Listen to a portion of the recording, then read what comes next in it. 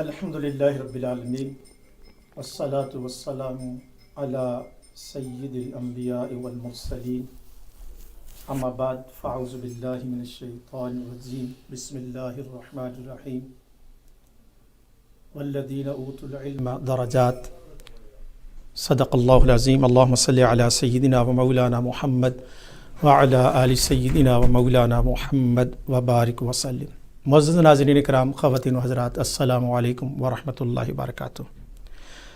سراج T V کے studio سے حاضر خدمت ہوں۔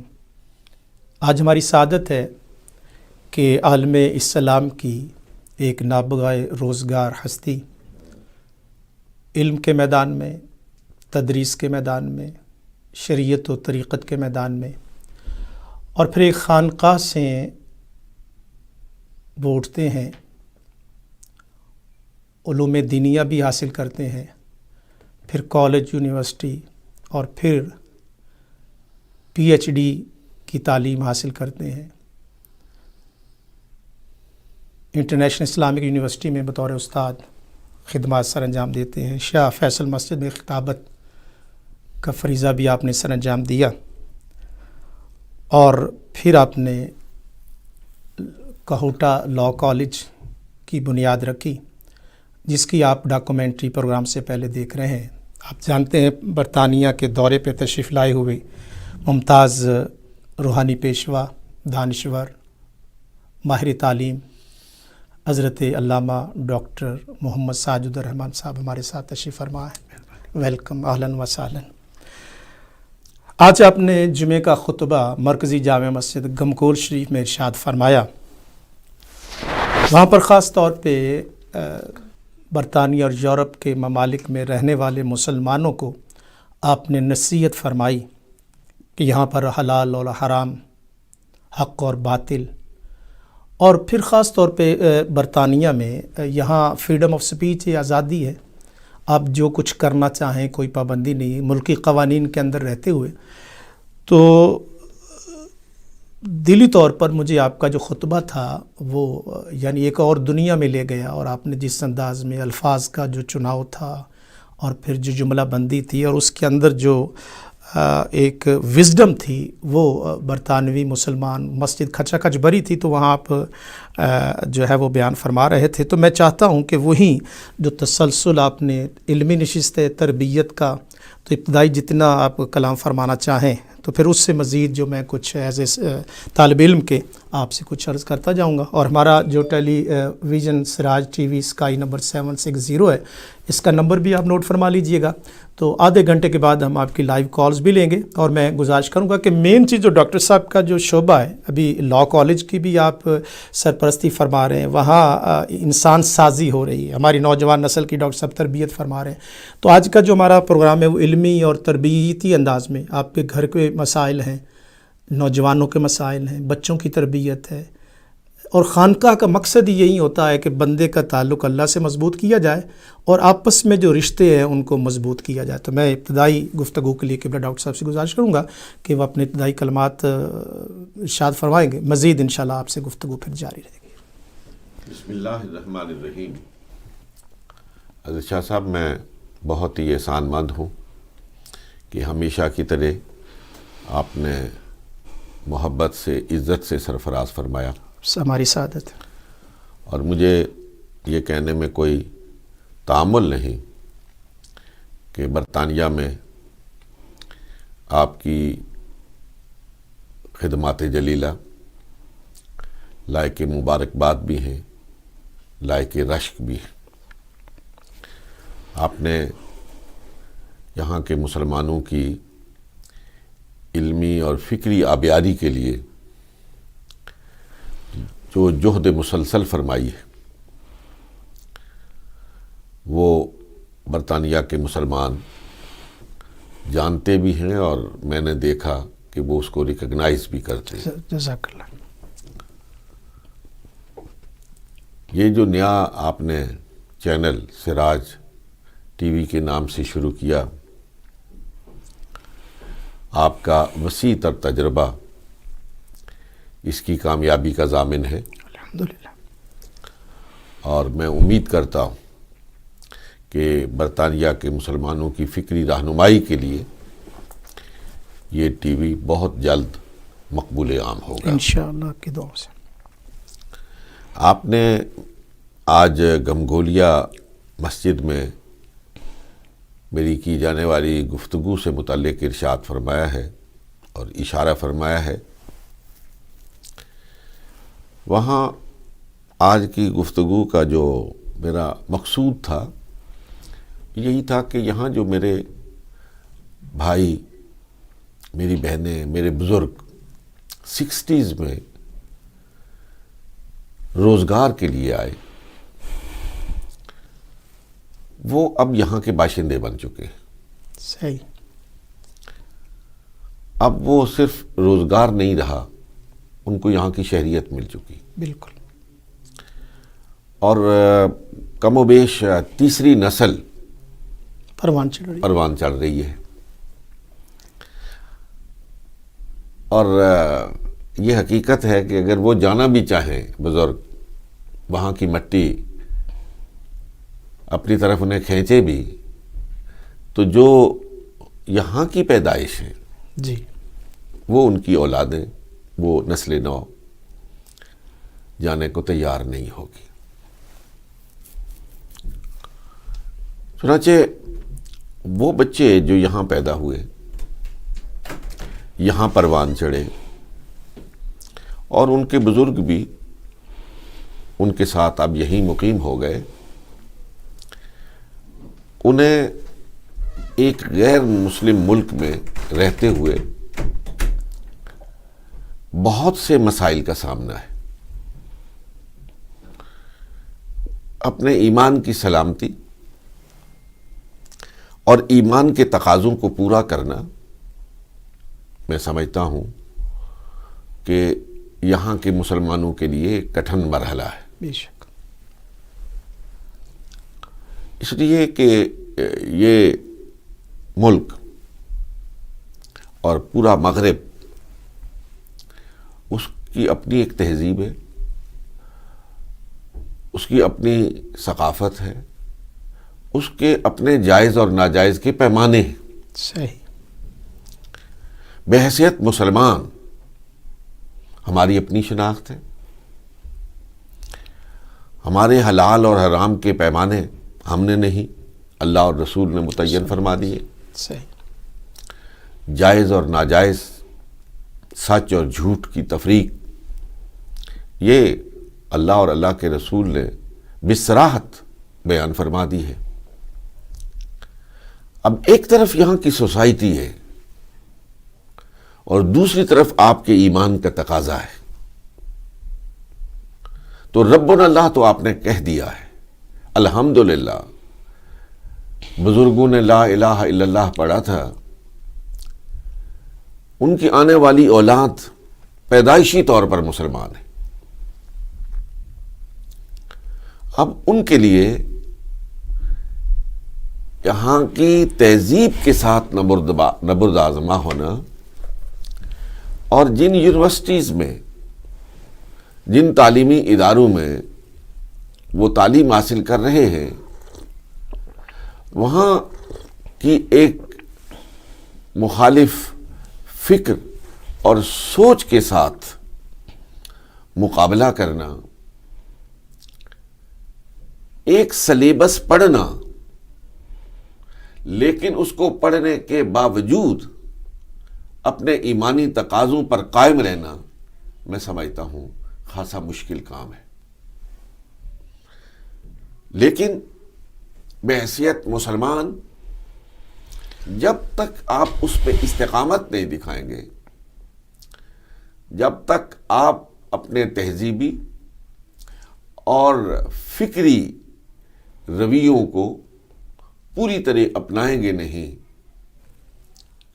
شناخت بھی ختم ہو جاتی ہے اور ایمان پہ بھی کاری ضرب لگتی ہے۔ میری آج کی گفتگو کا محور یہی تھا کہ بلا شبہ آپ نے اس ملک کی سکونت اختیار کر لی، لیکن آپ وہ لوگ ہیں جنہیں ربنا اللہ کہنے کا اعزاز حاصل ہے۔ جنہیں لا الہ الا اللہ محمد الرسول اللہ پڑھنے کا شرف حاصل ہے۔ اس لیے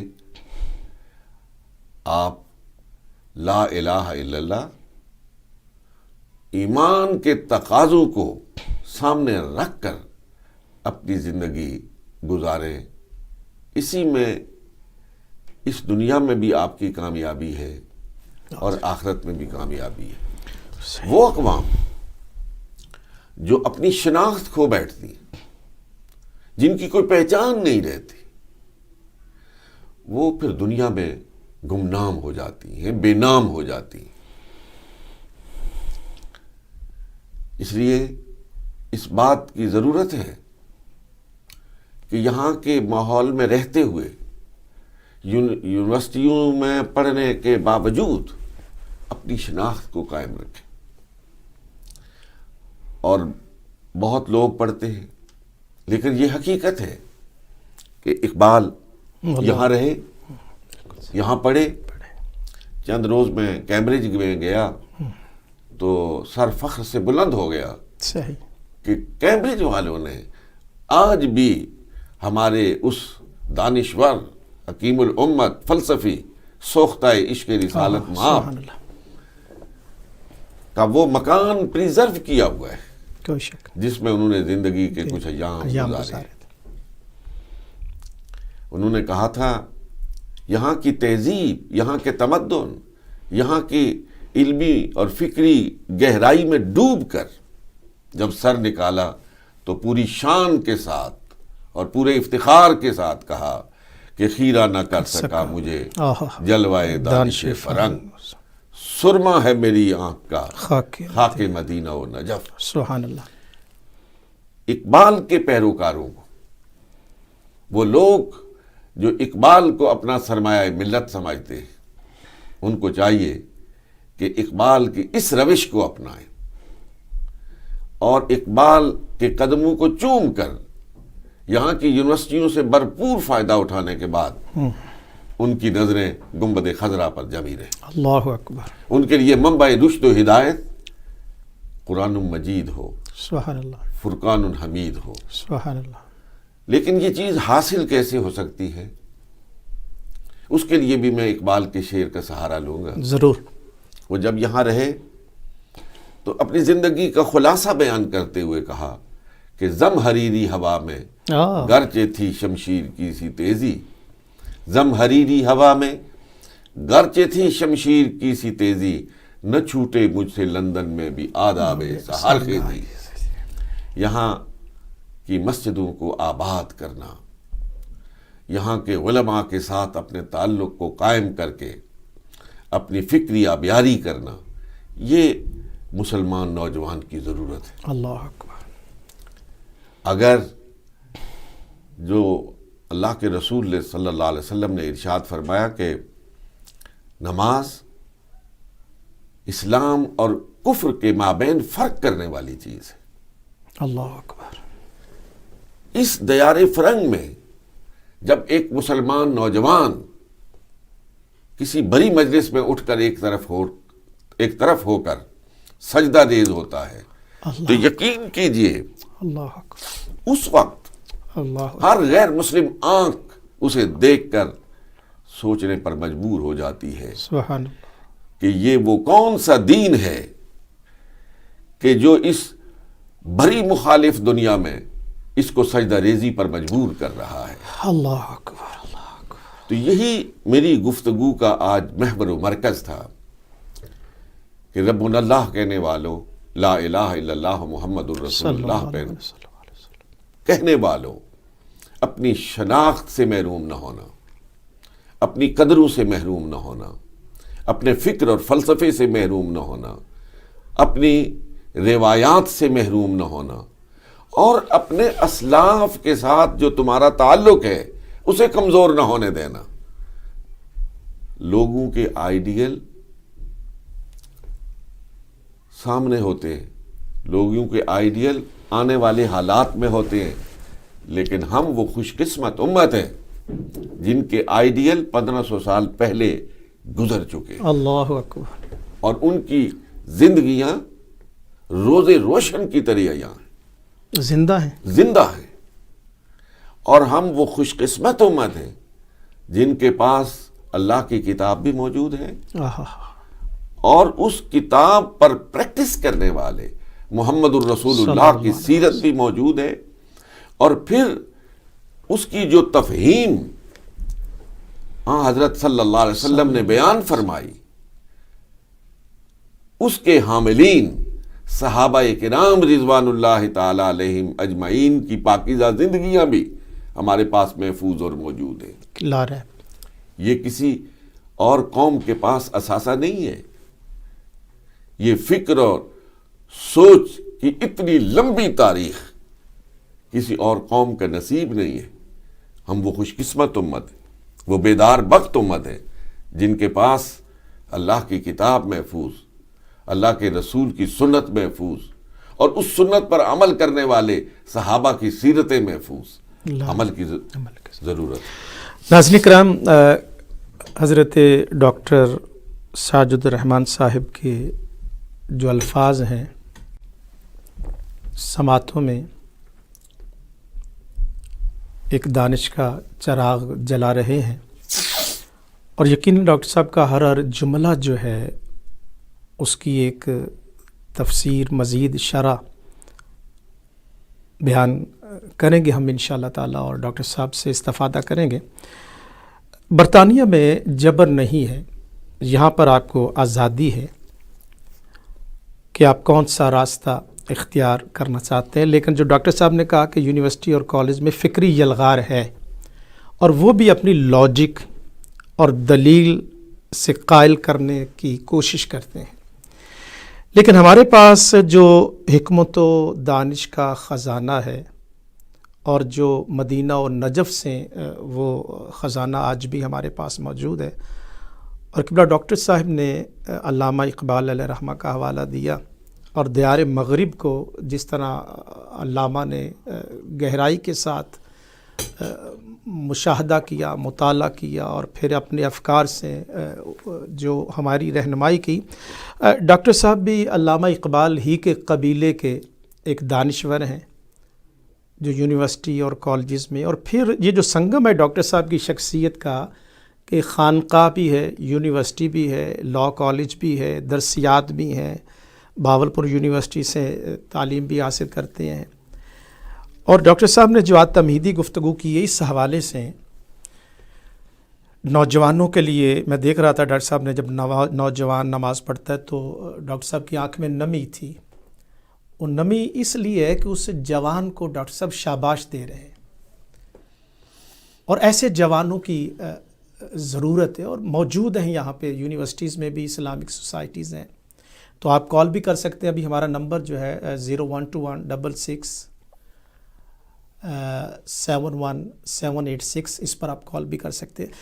ڈاکٹر صاحب، آپ نے بہت بنیادی باتیں ہمیں ارشاد فرمائی ہیں، میں آپ کی ذات کو بھی ایک موجودہ دور میں ایک ماڈل کے طور پہ سامنے رکھوں گا، اور یہاں جو ایک نوجوان ہے اس کو بھی۔ ڈاکٹر ساجد الرحمان بچپن گزرا اپنے والد گرامی علیہ رحمہ کے ساتھ، ایک خانقاہ ہے، مدرسہ ہے، پھر کالج یونیورسٹی تک پہنچے۔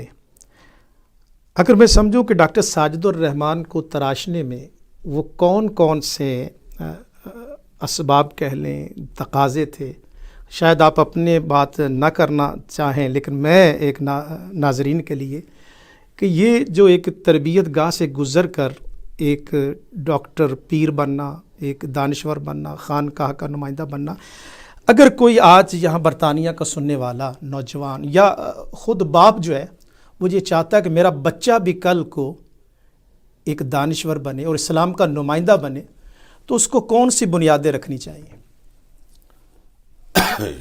شاہ صاحب، میں ہمیشہ گریز کرتا ہوں کہ اپنی ذات سے متعلق کوئی بات کروں، جی، لیکن میرے محسنین اول ہیں میرے ماں باپ، جی، میری تربیت میں زیادہ حصہ میرے والد محترم کا ہے۔ مجھے اچھی طرح یاد ہے کہ ہمارا علاقہ شاید آپ نے نہیں دیکھا، پہاڑی علاقہ ہے، اور بگار شریف کی سردی جو ہے وہ ضرب المثل ہے، بہت شدید سردی ہے۔ اچھا، لیکن آج آپ نے جب سوال کیا تو وہ سراپا میری آنکھوں کے سامنے تھا کہ اس سخت سردی کے موسم میں آپ کا اٹھنا، ہمیں جگانا، اور وہاں موجود خانقاہ میں ایک ایک مہمان کے بستر پر جانا اور اسے کہنا کہ بیٹا نماز کا وقت ہو چکا ہے، اور پھر وہ لالٹین کی روشنی، الیکٹرسٹی نہیں تھی، کچھ بھی نہیں تھا، ہاتھ میں چھڑی لیے ہوئے ان سب کو ہمارے سمیت لیڈ کرنا اللہ اکبر، اور مسجد میں پہنچنا، یہ وہ چیز تھی جس نے پہلے دن سے میرے ذہن میں گھر کرنا شروع کر دیا تھا۔ پھر میں مختلف اساتذہ سے پڑھتا تھا، لیکن وہ میرے والد گرامی نے چونکہ قرات دہلی میں پڑھی تھی اور خوش الحان بھی تھے، پڑھتے بھی تھے، خود مجالس میں نہیں پڑھتے تھے لیکن اکیلے پڑھتے تھے، وہ رات کی تاریکی میں ان کے کمرے سے قرآن کی آواز کا بلند ہونا، اللہ اکبر، وہ آج تک میرے کانوں میں رس گھول رہا ہے۔ سبحان اللہ، دو چیزیں مجھے ابھی تک یاد ہیں، ایک ان کا قرآن پڑھنا، اور دوسرا سحری کے وقت ان کے کمرے میں آپ سے آواز آتی تھی، وہ نبیوں میں رحمت لقب پانے سبحان والا اللہ، مراد ہے، یہ بڑے ترنم کے ترنم ساتھ کے وہ سحری کے وقت پڑھا کرتے تھے۔ تو یہ آج کا ڈاکٹر بھی کہہ رہا ہے، ماہر نفسیات بھی کہہ رہا ہے کہ جو باتیں آپ کو بچپن میں سکھائی جاتی ہیں، آپ کے کانوں میں ڈالی جاتی ہیں، 70 سال تک وہ آپ کے تحت شعور میں رہتی ہیں، اللہ، اور شاید یہی وہ فلسفہ ہے جس کی بنیاد پر اللہ نے حکم دیا کہ بچہ پیدا ہو تو اس کے کان میں اذان دی جائے، سبحان اللہ، کیونکہ وہ پہلے دن دی جانے والی اذان راستے سے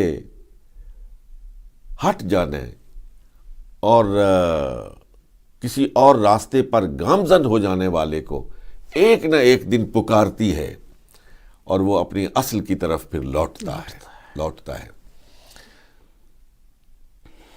میرے والد صاحب کی یہ خواہش تھی کہ میں ایسی تعلیم حاصل کروں کہ جس میں دینی اور دنیاوی کا امتزاج ہو۔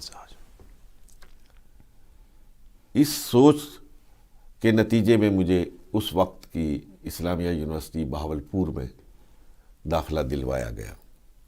یہ میری خوش قسمتی تھی کہ خود تاریخ ایک طرف مجھے لا رہی تھی کہ وہاں اس وقت مسند حدیث پر ایک نابغہ روزگار شخصیت، اپنے وقت کی بے مثال شخصیت حضرت غزالی زماں مولانا سید احمد سعید شاہ کاظمی رحمت اللہ تعالی علیہ رونق افروز تھے۔ دیگر جلیل القدر اساتذہ ڈاکٹر حسن الدین ہاشمی مدد اللہ العالی اور دیگر اساتذہ کرام، پھر میں سمجھتا ہوں کہ وہ صحبتیں، وہ صالحین کی صحبتیں اور ان کے درس و تدریس نے اللہ کے فضل سے میری کردار سازی میں بھی اور میری فکری آبیاری میں بھی بہت بڑا نمایاں کردار ادا کیا۔ پھر قدرت نے مجھے جب ملازمت کا موقع آیا تو ملک کا جو واحد تحقیقاتی ادارہ ہے اسلامی تحقیقات کے حوالے سے، ادارہ تحقیقات اسلامی، میں نے وہاں ملازمت اختیار کی، اور شاہ صاحب میں نے تقریباً 38 سال تک ادارہ تحقیقات اسلامی سے نکلنے والے علمی اور فکری مجلہ فکر و نظر کی ادارت کی، سبحان اللہ، اس کا ایڈیٹر رہا 38 سال۔ 38 سال۔ جب مجھے دعویٰ اکیڈمی کا ڈائریکٹر جنرل بنایا گیا اور شاہ فیصل مسجد کی خطابت میرے سپرد کی گئی، تو اس شرط کے ساتھ کہ میں فکر و نظر کی ادارت کو نہیں چھوڑوں گا۔ اللہ اکبر۔ سو میں ڈائریکٹر جنرل ہونے کے باوجود فکر و نظر کی ادارت بھی، وہ خدمت بھی سر انجام دیتا رہا۔ پھر اس وقت کے ریکٹر میرے انتہائی مشفق و مہربان پروفیسر فتح محمد ملک صاحب نے ایک دن مجھے بلا کے کہا کہ میں کچھ انتظامی ذمہ داریاں آپ کے سپرد کرنا چاہتا ہوں۔ صحیح۔ اور پھر چند روز بعد مجھے انہوں نے بین الاقوامی اسلامک یونیورسٹی کا وائس پریزیڈنٹ مقرر کیا، وائس پریزیڈنٹ ایڈمنسٹریشن اور ڈیولپمنٹ۔ لیکن اس وقت بھی بورڈ آف گورنرز نے کہا کہ آپ بے شک ان کو یہ انتظامی ذمہ داری بھی سونپ دیں، لیکن فکر و نظر، دعویٰ اکیڈمی اور فیصل مسجد کی خطابت یہ بدستور سر انجام دیتے رہیں گے۔ سبحان اللہ۔ سو الحمدللہ ثم الحمدللہ علی ذالک کہ یہ سارا سلسلہ اللہ کے فضل سے کامیابی کے ساتھ چلتا رہا۔ میں ریٹائر ہوا تو پھر کوئی 1 سال کے بعد مجھے اسلامی نظریاتی کونسل کا ممبر بنا دیا گیا۔ 3 سال میں نے وہاں خدمات سر انجام دیں، اور ابھی 1 سال پہلے علامہ اقبال اوپن یونیورسٹی کے وائس چانسلر محترم ڈاکٹر ضیاء القیوم، بہت فاضل شخصیت ہیں، وہ میرے گھر تشریف لائے اور انہوں نے ارشاد فرمایا کہ ہم نے علامہ اقبال اوپن یونیورسٹی میں سیرہ چیئر قائم کی ہے، تو میری خواہش ہے کہ اس کی ذمہ داریاں تم سنبھالو۔ سو اللہ کے فضل سے اس وقت میں علامہ اقبال اوپن یونیورسٹی کی سیرہ چیئر پر اس کے چیئرمین کی حیثیت سے اپنی خدمات سر انجام دے رہا ہوں۔ برطانوی اور یورپی مسلمانوں کے جو مسائل فکری ہیں اور پھر عملی زندگی میں انشاءاللہ اس پر بھی ہم گفتگو کریں گے۔ ابھی آپ کے کلام سے پہلے کہوٹہ لاء کالج، عام طور پہ جو خانقاہیں ہیں یا مدارس ہیں وہاں درسیات یا درس نظامی کی کلاسز ہوتی ہیں یا اسکول اور کالج کی حد تک، تو یہ جو لاء کالج ہے خاص طور پہ، اس کے پیچھے کیا آپ کا میں عرض کرتا ہوں، وہاں خانقاہ بگھار شریف میں تدریس کا سلسلہ، تعلیم اور تربیت کا سلسلہ یہ کوئی تقریباً 200 سال سے جاری ہے۔ الحمدللہ۔ مجھے جب یہ ذمہ داری ملی 1998 میں، تو میں نے اس کو تھوڑا سا منظم کرنے کی کوشش کی جی، اور میں نے غور کیا کہ کیا یہاں میں درس نظامی کا باقاعدہ ایک نظام سلسلہ شروع کروں اور ٹھوس قسم کے علماء یہاں سے پیدا کروں، یا آج کے جو معروضی حالات ہیں ان کو سامنے رکھ کر کوئی نیا سلیبس ترتیب دوں۔ صحیح۔ اس سلسلے میں لوگوں سے مشاورت بھی ہوئی، اہل علم سے، اور میں اس نتیجے پر پہنچا کہ ہمارا علاقہ جو ہے جی، وہ ملازمت پیشہ علاقہ ہے، ٹھیک، شاید وہ تعلیم کے لیے یہ 9-10 سال نہ دے سکے۔ صحیح۔ اور پھر ایک خیال یہ گزرا کہ درس نظامی کی تعلیم مدارس دینیہ میں بہت آسان طریقے سے دی جا رہی ہے، اور الحمدللہ ہمارے مدارس بڑے ٹھوس علماء پیدا کر رہے ہیں۔ ٹھیک، میرا ٹارگٹ یہ تھا کہ میرے علاقے کا نوجوان جی، جو میٹرک کرے، جو ایف اے کرے، وہ بنیادی اسلامی تعلیمات سے لیس ہو۔ ٹھیک، کہیں بھی جائے. چنانچہ ہم نے ڈاکٹر ایس ایم زمان، جی بڑا معروف نام ہے، ان کی سربراہی میں ایک کمیٹی بنائی سلیبس کی تیاری کے لیے، اور ہم نے پنڈی بورڈ کے ساتھ ایفیلیشن کرنے کا ارادہ کیا. ایک نصاب ترتیب دیا کہ بورڈ کے نصاب کے ساتھ ساتھ ہم دینی حصہ اتنا ہر کلاس میں رکھیں کہ 12ویں جماعت پڑھنے والا بچہ جب ایف ایس سی میں جائے تو وہ اس کو جتنی انگریزی آتی ہو اتنی عربی آتی ہو، جتنی اسے تاریخ جغرافیہ آتا ہو اتنا اسے سیرت النبی صلی اللہ علیہ وسلم آتی ہو، جتنا اسے حساب کتاب آتا ہو اتنی اس کو فقہ اسلامی آتی ہو، تاکہ روزمرہ کے مسائل، ضروری مسائل دینیا سے وہ بخوبی واقف و آگاہ ہو، خود کفیل ہو، وہ کسی کا محتاج نہ ہو. اور میرا ایک ذہن تھا کہ میرا بچہ، میرے ہاں سے جانے والا بچہ اگر کسی جگہ ملازمت کرتا ہے اور کسی روز وہاں پہ کوئی جو عالم دین امامت اور خطابت کرتے ہیں وہ بوجوہ جمعے کے روز موجود نہیں ہے، تو یہ آگے بڑھ کے کہہ سکے کہ آج جمعے کی خطابت میں کر سکتا ہوں، اللہ، میں میں نماز پڑھا سکتا ہوں، میں یہ ذمہ داری پوری کر سکتا ہوں. الحمدللہ شاہ صاحب میں اس میں کامیاب ہوا. الحمدللہ. اور ہمارے جو اپنے بچے تھے جنہوں نے وہاں سے ایف ایس سی کیا، انہوں نے ساتھ ساتھ پنڈی بورڈ سے، کیونکہ ہم پنڈی بورڈ کے ساتھ ایفیلیٹڈ ہیں، پنڈی بورڈ سے ٹاپ کی پوزیشن حاصل کی.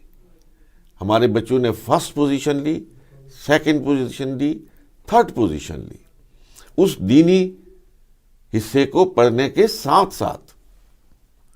پھر سوچا کہ بچیوں کو محروم نہیں کرنا چاہیے، صحیح، اس لیے کہ اگر گود اچھی میسر نہ ہو تو آپ کی کوششیں کارگر ثابت نہیں ہوتی. صحیح. تو پھر ہم نے الگ سے بچیوں کے لیے پریپ سے لے کے ایف ایس سی تک الگ ایک کالج بنا دیا، اور اس میں بھی یہی نصاب تعلیم ہم نے رکھا ہے، اور الحمدللہ وہ کامیابی کے ساتھ چل رہا تھا. تحفیظ قرآن کا بھی ہمارے پاس شعبہ تھا. اب میں نے سوچا کہ تھوڑا سا آگے بڑھنا چاہیے، اور ہمارا مرکزی شہر ہے کہوٹہ، اس میں کوئی کام کرنا چاہیے. تو پھر غور کیا کہ مکھی پر مکھی مارنے سے تو کوئی فائدہ نہیں. صحیح. میں ایک اور سکول کھول دوں، میں ایک اور مدرسہ بنا دوں، تو وہ تو پہلے سے موجود ہیں. کوئی ایسی ضرورت پوری کرنی چاہیے جو پہلے سے یہاں موجود نہیں ہے. تو معلوم ہوا کہ ہماری کہوٹہ تحصیل میں، ہماری تحصیل کلر سیدہ میں، ہمارے پاس پڑوسی تحصیل ہے کوٹلی ستیاں، اس میں کوئی لا کالج نہیں ہے. صحیح. اور لا کالج میں اپنے طور پر یہ سمجھتا ہوں کہ دینی فکر رکھنے والے کے لیے قانون کا جاننا بہت ضروری ہے. ضرور.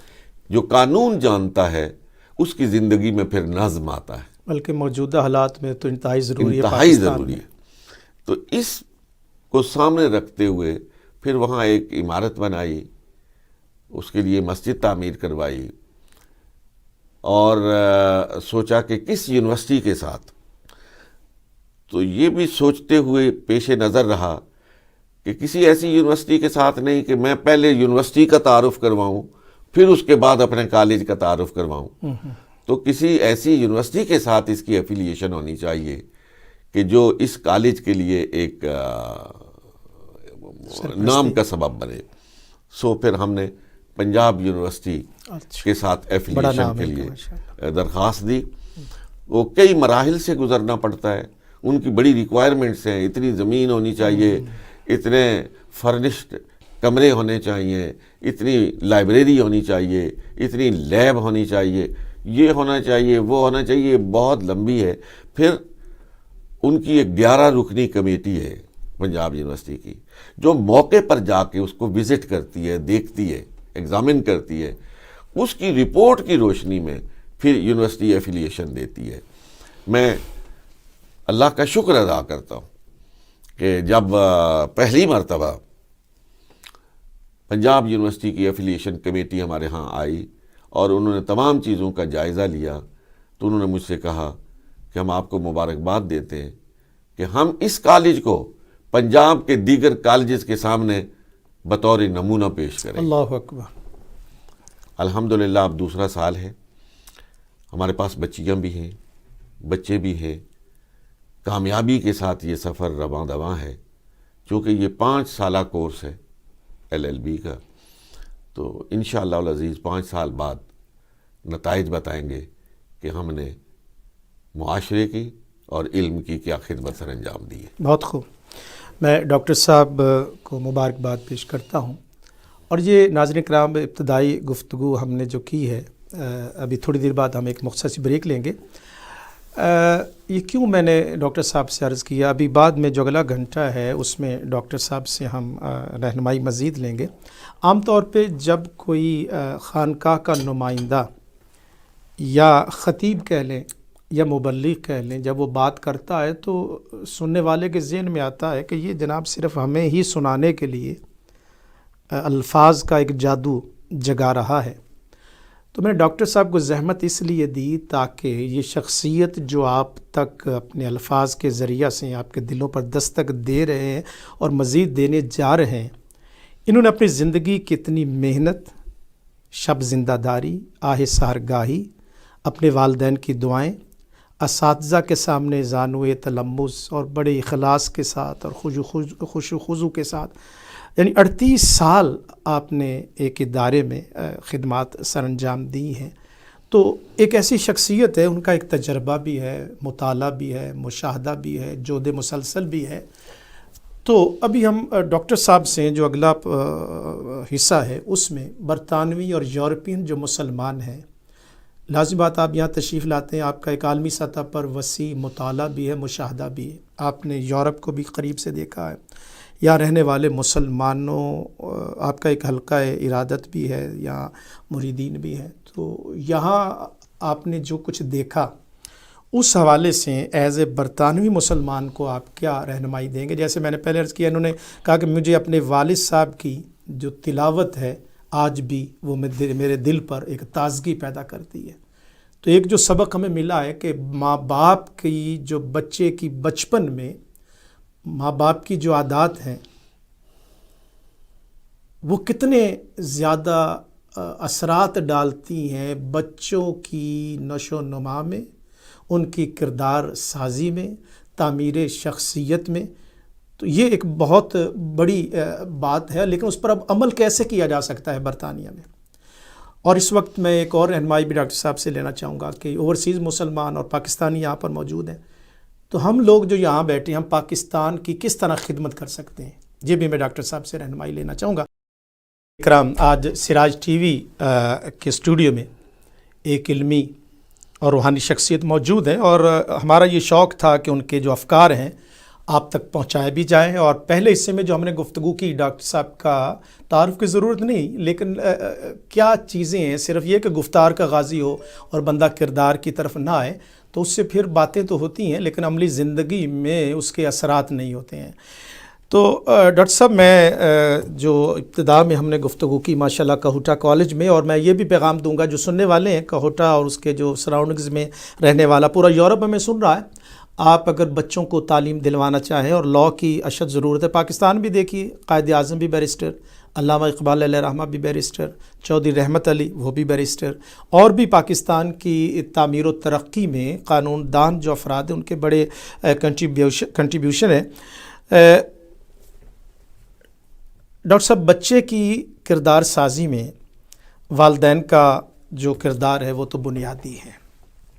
برطانیہ آپ اکثر تشریف لاتے ہیں، یہاں پر آپ مختلف اجتماعات میں خطاب بھی کرتے ہیں، تو آپ نے کیا محسوس کیا کہ یہاں برطانیہ کے جو دکھ ہیں، کچھ ایسے جوان بھی ہیں جو ہر وقت ماں باپ کی خدمت کرتے ہیں، ایسے بھی نوجوان ہیں جو یونیورسٹی میں بھی جاتے ہیں تو ان کی کوئی نماز قضا نہیں ہوتی، لیکن کچھ ڈارک پہلو بھی ہیں کہ باپ رو رہا ہے میرے سامنے کہ اتنے سال ہو گئے میرے بیٹے نے ٹیلی فون نہیں کیا. ایک ماں جی ایسی ہیں کہ جن کا بیٹا گلاسگو میں ہے اور ماں برمنگم میں ہے، فون پر بات ہوتی تھی، لیکن اس بچے نے تنگ آ کر فون کا نمبر چینج کر لیا۔ اب وہ ماں ترس رہی ہے، جس کو ہم گلوبل ویلیج کہتے ہیں، ٹیکنالوجی جدید ہونے کے باوجود وہ بیٹے کی آواز بھی نہیں سن سکتی۔ یہ یورپ اور برطانیہ کے وہ دکھ ہیں جو شاید کوئی بتائے اور نہ بتا سکے۔ تو ایک روشن پہلو بھی ہے کہ نوجوان نسل مساجد میں شب زندہ دار بھی ہیں، قرآن کی تلاوت بھی ہو رہی ہے۔ یہ جو تاریک پہلو ہے، اس میں کس طرح سے روشنی پیدا کی جا سکتی ہے؟ حضرت شاہ صاحب، گزارش یہ ہے کہ یہ جو تربیت کا مسئلہ ہے، جی، یہ صرف برطانوی مسلمانوں کو درپیش نہیں، ٹھیک، یہ عالمی مسئلہ ہے۔ عالمی مسئلہ سے پاکستان میں بھی ہے، پاکستان میں بھی ہے، کہیں زیادہ ہے کہیں کم ہے۔ پاکستان چونکہ بہرحال ایک خاص تہذیب، ثقافت اور ایک ماضی رکھنے والا وہاں پہ نوجوان ہے، اس لیے شاید وہاں شکایت کم ہے، اور یہاں آنے کے بعد ایک نئی تہذیب، ایک نئی ثقافت، ایک نئے تمدن، ایک نئے سلیبس کے ساتھ، ایک نئے یونیورسٹی کے ماحول کے ساتھ آپ کا واسطہ پڑتا ہے، اس لیے یہاں پھر دوری کے چانسز زیادہ ہو جاتے ہیں۔ اس کی یہ جو یہاں اس وقت تک ہمارے لوگ اس مسئلے کو فیس کر رہے ہیں، میں بنیادی طور پر سمجھتا ہوں کہ اس کے دو بنیادی اسباب ہیں۔ جی، ایک تو یہ کہ یہاں جب لوگ آئے، ہمارے بزرگ، اور پھر ان کے بچے بھی یہاں شفٹ ہو گئے، تو والدین ان کو وہ وقت نہیں دے پائے جو ان کی تربیت کے لیے ضروری تھا۔ ٹھیک، ان کا زیادہ وقت حصول روزگار میں اور دولت کمانے میں رہا۔ گھر سے گئے تو بچے سو رہے تھے، واپس رات کو آئے تو بچے سو رہے تھے۔ تو جو بچہ اپنے والدین کی تربیت سے اتنا محروم ہو، یقیناً پھر اس کی زندگی پر منفی اثرات پڑتے ہیں۔ دوسری بات جو اب میں سمجھتا ہوں کہ حالات بدل چکے ہیں، جی،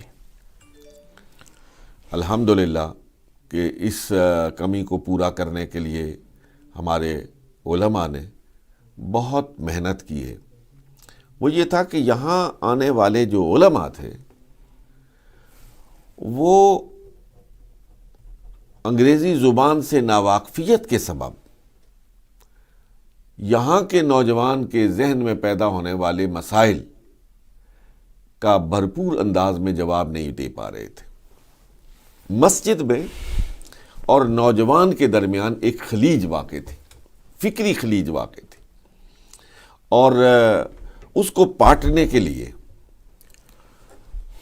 ہمارے علماء نے الحمدللہ جو خود سیکھنے کی عمر میں تھے انہوں نے انگریزی سیکھی، جو خود سیکھنے کی عمر میں نہیں تھے انہوں نے اپنی اولادوں کو انگریزی سکھا دی۔ اور اب الحمدللہ میں مساجد میں بھی دیکھتا ہوں، عام مجالس میں بھی دیکھتا ہوں کہ ہمارے جو انگریزی بولنے والے مبلغین ہیں وہ اس کمی کو بڑے احسن طریقے سے پورا کر رہے ہیں۔ تو تعلیم، تربیت اور والدین کا ان کے لیے خود نمونہ بننا میرے خیال میں ان کو راہ راست پر لانے کے لیے بہترین قدم ہو سکتا ہے۔ اور ڈاکٹر صاحب، آپ نے جو ابتدائی حصے میں خاص طور پہ اور گمکولشی میں نے دیکھا کہ آپ نے اللہ تعالیٰ کی محبت اور رجوع اللہ کی طرف زیادہ زور دیا، اور پھر خیرہ نہ کر سکا مجھے جلوہ دانش فرنگ۔ نبی پاک سید المرسلین خاتم النبیین صلی اللہ علیہ وآلہ وسلم کی جو محبت ہے اور آپ کی اطاعت ہے، اور آپ نے جو فرمایا کہ مسلمان میں ایک کانفیڈنس ہونا چاہیے کہ ہمارے آقا مولا سید المرسلین صلی اللہ علیہ وآلہ وسلم کی ذات مقدسہ، ان کی اطاعت میں ہی نجات ہے، چاہے یورپ میں رہتا ہو، ایشیا میں رہتا ہو۔ یہ بات درست ہے اور حق ہے اور حقیقت ہے، لیکن اس کو ایک عملی جامہ پہنانا اور ایک پریکٹیکلی اڈاپٹ کرنا اور اپنے وجود پر اور پھر اس کے اثرات معاشرے پر ہونا، اس کا ایکشن پلان، اس حوالے سے آپ رہنمائی فرمائیے۔ ایک بات جس کی جانب میں آپ کے توسط سے توجہ مبذول کرانا چاہوں گا کہ آج کے دور کا سب سے بڑا المیہ جو ہے نا، جی، وہ خوف خدا سے محرومی ہے، خوف خدا نہیں ہے۔ اللہ اکبر۔ ہم کیمرے کی آنکھ سے بچنے کی کوشش کرتے، ہم اپنے جیسے بہائیوں کی آنکھ سے بچنے کی کوشش کرتے ہیں، بڑی بات ہے۔ ہم پولیس سے، تھانہ سے، کچہری سے ڈرتے ہیں، لیکن ڈرنے کے گراف میں جہاں کمی آئی ہے وہ خوف خدا ہے۔ اللہ اکبر۔ اور جس وقت تک یعنی وہ اللہ اور بندے کا رشتہ کمزور ہوا ہے، دیکھیں نا، آپ اکیلے ہیں، کوئی دیکھنے والا نہیں ہے، تاریک کوٹھڑی ہے، آپ کے ہاتھ میں یہ موبائل ہے جس میں دنیا جہاں موجود ہے، صحیح چیز بھی موجود ہے، غلط بھی موجود ہے، مثبت بھی ہے، منفی بھی ہے۔ ایک نوجوان بچے اور بچی کو اس تنہائی میں کسی بری چیز کو دیکھنے سے کون سی چیز روک سکتی ہے؟ اللہ اکبر۔ نہ باپ موجود ہے، نہ استاد موجود ہے، نہ کوئی اور دیکھنے والی آنکھ موجود ہے۔ اس وقت اس کا ایمان اور اس کا خوف خدا کہ کوئی نہیں دیکھ رہا لیکن میرا رب مجھے دیکھ رہا ہے، میرا خدا مجھے دیکھ رہا ہے۔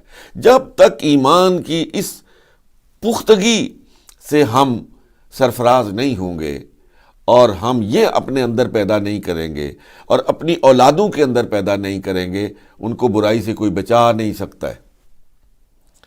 میں پاکستان میں بھی دیکھ رہا ہوں کہ یہ موبائل جو ہے، یہ جہاں کچھ لوگوں کے لیے سیکھنے کا ایک بہت بڑا ذریعہ بن رہا ہے، وہاں لوگوں کو گمراہ کرنے کے لیے بھی بہت بڑا کردار ادا کر رہا ہے۔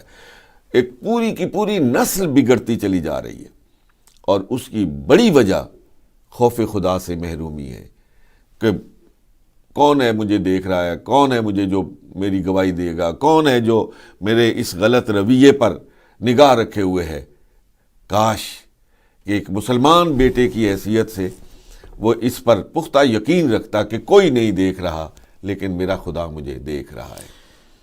یعنی یہ عقیدہ جو ہے یہ صرف علم کلام کی حد تک کہ توحید یہ ہے، اللہ ایک ہے، وحدہ لا شریک حق ہے، حقیقت ہے، لیکن جب تک دل و دماغ میں وہ نقش نہ ہو جائے، اور یہ بہت ناظرین کرام ڈاکٹر صاحب نے جو نقطہ بیان کیا ہے کہ بچے کے دماغ میں کہ کوئی اور ہو یا نہ ہو، اللہ تو ہے۔ اور کشف المحجوب میں قبلہ ڈاکٹر صاحب داتا صاحب رحمۃ اللہ علیہ نے جو پہلا باب اس بات علم ہے، اس میں وہ ایک باغ کا ذکر کیا کہ ایک مالی تھا، تو اس کا جو مالک ہے وہ وزٹ کے لیے آیا، تو مالی نہیں تھا اور باغ کا مالک آیا، تو اس کی جو بیوی تھی وہ جوان تھی، اس کی نیت خراب ہوئی، تو وہ مالی نہیں تھا، اکیلی عورت تھی۔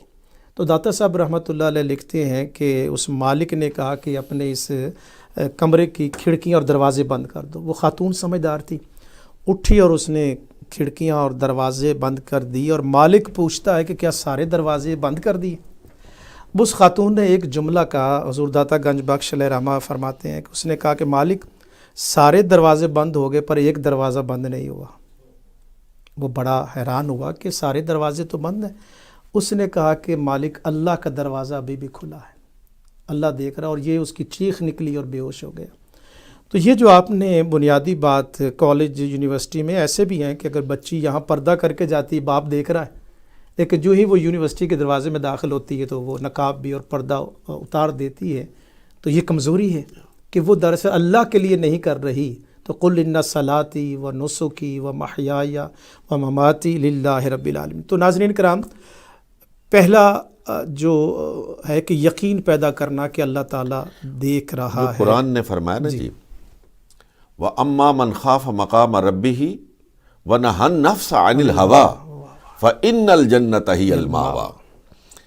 خوف خدا ہے وَلِمَنْ خَافَ مَقَامَ رَبِّهِ جَنَّتَانِ، اللہ، خوف خدا ہے جو آپ کو راہ مستقیم پر گامزن کرتا ہے اور اس پر جم جانے کا داعیہ آپ کے اندر پیدا ہوتا ہے، اور برائی سے بچنے کے لیے آپ سینہ سپر ہو جاتے ہیں صرف اور صرف خوف خدا کی وجہ سے۔